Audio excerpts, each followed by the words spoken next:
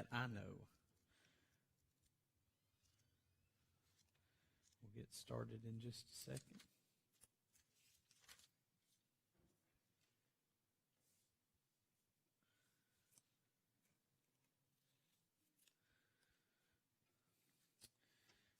All right.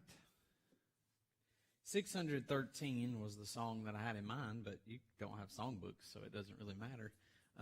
You can't look it up. But we're going to kind of bring this thought into our lesson as we go along today. If you have your Bibles, you might actually have that. You can go to 2 Samuel chapter 3, and we're going to pick up our story. I was originally not supposed to be here tonight.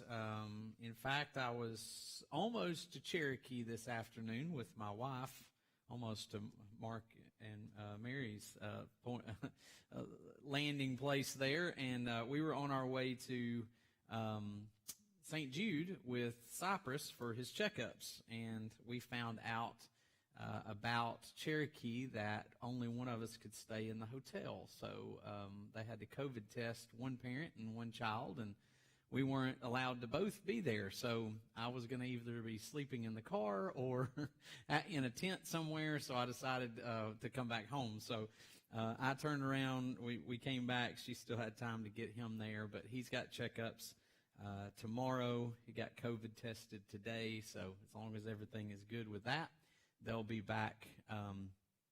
He'll have 3 checkups tomorrow, and then they'll be back sometime tomorrow evening. So just, if you would, be praying for them as they travel. But other than that, that's kind of where we are. So that being said, I had planned on Michael South teaching, and he did some of the legwork of this lesson. So as you listen to the lesson, you're going to know that some of it is Michael's, and so I appreciate him for putting some of that together, but I hated for his hard work to go to waste, and he said, I would much rather you take the class. So there'll just be a little bit of both thoughts there. So we've been studying from 2 Samuel chapter 3, or we've really been studying from 1 and 2 Samuel as we've been looking at the story of David and of all the things that David has gone through. And 2 Samuel really presents the story of David's 40-year reign. So 1 Samuel presents the story of the rise of David in some ways. And so we saw a lot of different things that happened through his life. It's not just David. Obviously, Samuel is a big part of that as well.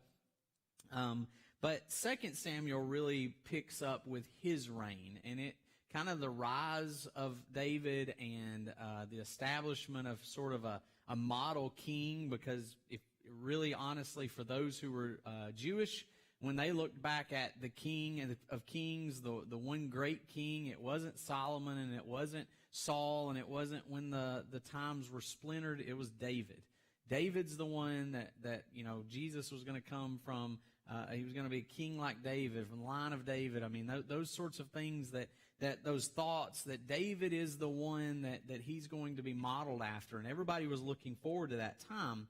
And of course, toward the end of David's reign, some of that begins to fall apart and go away and decline because of some of the sin that he got involved in. And so the books of these two, 1 and 2 Samuel, are around 135 years. And if you remember, before we got into the study of David, or maybe this goes well back into pre-COVID days, we were talking about the judges.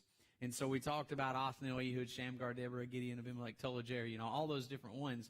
And they kind of predated these kings. And so they were loosely reigned by these various people. And it seems